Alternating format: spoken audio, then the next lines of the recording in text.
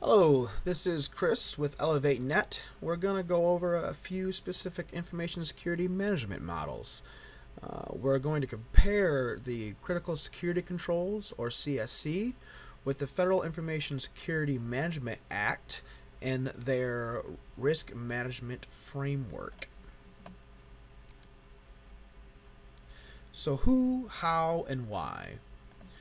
The CSC was developed basically in 2008 as a response from the Secretary of Defense asking the NSA for help in prioritizing risks and potentially developing some way to mitigate these risks. The NSA had actually been refining a list of controls that were effective since the early 2000s. CIA's Tom Donahue is known for this quote of fix the known bads. So basically, the controls, there's 20 controls here. Each specific control was designed to counteract something that was known as an issue. So each particular control is supposed to be, or in order to be a priority, it should actually mitigate a specific risk. The risk management framework, on the other hand, was a little bit earlier on.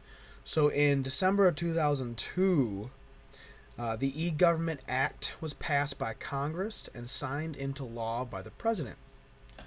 This kind of took everybody by a little bit of a surprise. So that was kind of turned around real quick in January of 2003. This project was established to kind of deal with what was then put down as law and how to establish those requirements. So basically, it required each agency to develop, document, and implement a specific information security program. This extended to other agencies such as contractors, so on and so forth. It required executive agencies within the federal government to abide by these set of rules. Specifically, it was implemented in multiple different stages. So phase one in between 2003 and 2012, the standards and guidelines were basically developed. And then phase two, as you can see, overlaps from 2007 to 2012 was the actual implementation and the assessment put into place. Now, in this secondary phase, the NIST and its risk management framework was actually established.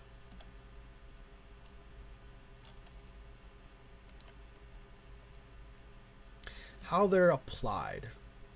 So the CSC, as we mentioned before, there's the 20 specific controls built to address known issues or the known bads. Within these multiple different controls, there's subcomponents and there's multiple items within these different controls. Those different subcomponents remain flexible, and that's kind of the glory of this overlying organization, is not exactly defined as what you have to do, and it evolves as our threats evolve. It gives those who use the published framework kind of a layout towards security and how to implement a best known practice. So it's not necessarily an end-all be-all, but it's more so a checklist towards a security framework. The FISMA is kind of a descriptive list. It's not quite as defined as the 20 controls with the known subsets. It's basically just gives you a list of effective information security programs should include X. So there's multiple different items within that basically just says you're supposed to have X, Y, and Z. It doesn't necessarily define what you need to have like the 20 controls do, or it doesn't give really a checklist. So it's kind of a loose guidance. There's also multiple different companies that are available to help with that certification. You could say it's kind of become commercialized, but it's also gone a little bit by the wayside as far as its effectiveness. So the metrics. Within the CSC, obviously, again, we have these 20 top controls, each with their own subsets, and this checklist approach. By using this checklist approach, we are able to have kind of a guarantee baseline. So it's like going into, you could say, or some have said, going into a surgery situation. You have a set list of checklists of what you have to accomplish and how you do so. So kind of the accepted route to accomplish what you need to do. There's always going to be the variables, but there's at least the checklist as far as the guarantees. So at bare minimum, everybody does these 20 controls and the subsets.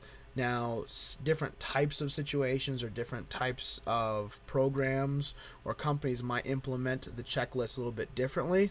It's just kind of this general guidance to really give you an idea of how to secure yourself. Within the FISMA gives you this framework. It gives the available generalities. It doesn't really define the checklist, which is what I like about the CSC. It kind of just gives the generalities of what it should have.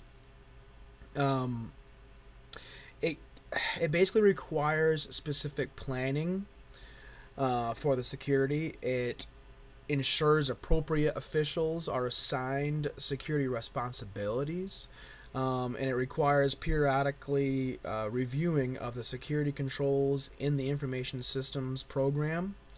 And also there's the authorized system processing prior to operations and periodically thereafter. So it's basically put this plan into place, ensure someone's responsible for it, continuously review and authorize each specific control.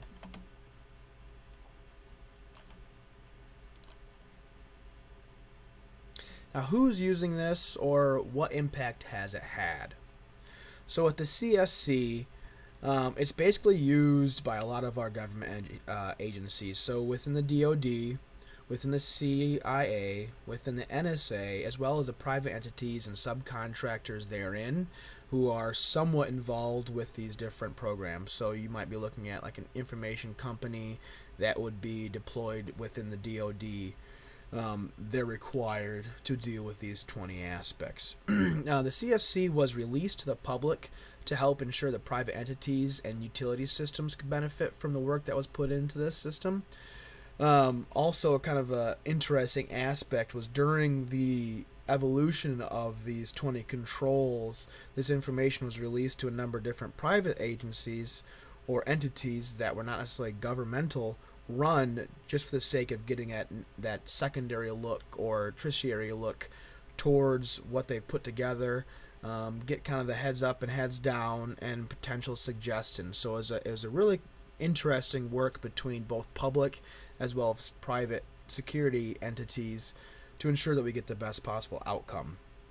The FISMA, the phase 2, as we mentioned earlier, was kind of the core of the NIST and the management framework. That's kind of the big outcome, you could say, of the FISMA.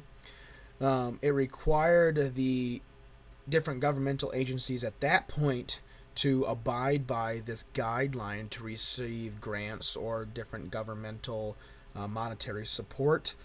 One thing that I found interesting was that Ford specifically, when this was implemented, kind of got caught off guard and scrambled a bit as far as really understanding what they needed to do, how they needed to implement this new guideline or these generalities.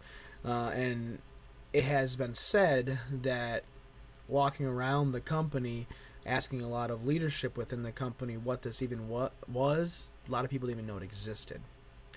Alan Paller with the SANA, which was actually the entity that was part of development of the CSC, has indicated that it was basically a well-intended program in response to the law that was put in place, but fatally flawed tool.